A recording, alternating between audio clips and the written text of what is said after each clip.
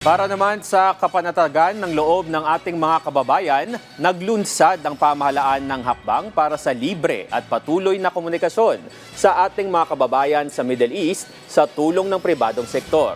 Samantala, handa rin na tumulong ang hukbong sandatahan ng Pilipinas para sa repatriation efforts. Si Patrick De Jesus sa sentro ng balita.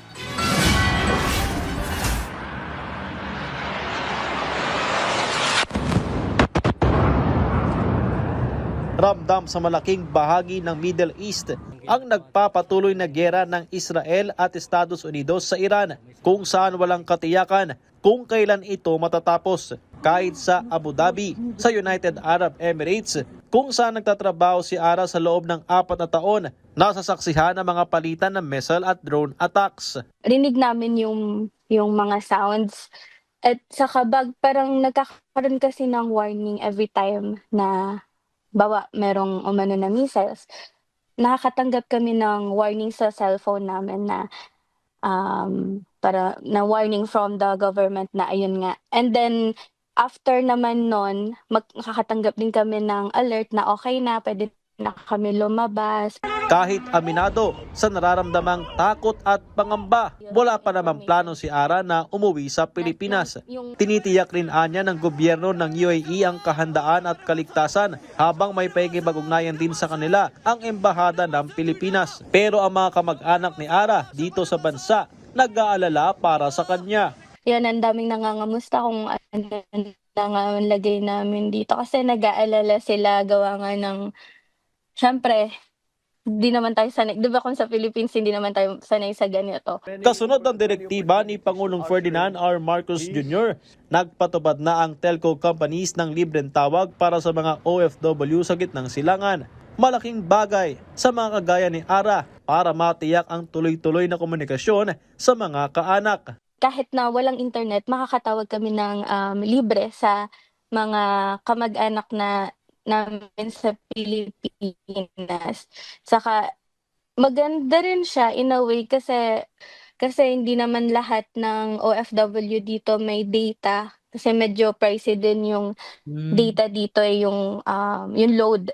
So, in a way, makakatulong siya sa communication. If ever, ayun nga, worst case scenario is mawala ng kuryente and all. Para sa Globe at TM subscribers, kasama sa package ang 1 gig mobile data, 15 minutes ng voice call at 15 SMS text credits. Unlikol naman ang inilaan ng PLDT at Smart gamit ang landline, habang binuksan din nila ang isang crisis hotline sakaling mangailangan ng isang OFW ng agarang tulong.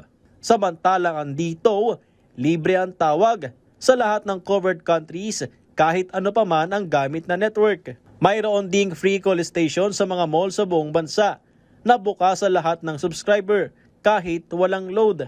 Babantayan ng National Telecommunications Commission ang pagtalima ng mga telco network sa direktiba ng Pangulo. Binigyang diin ni NTC Commissioner Ella Bianca Lopez na ang libreng tawag program ay bahagi ng pagsisikap ng pamahalaan na matulungan ang mga OFW sa gitnang silangan at matiyak ang kanilang kapakanan.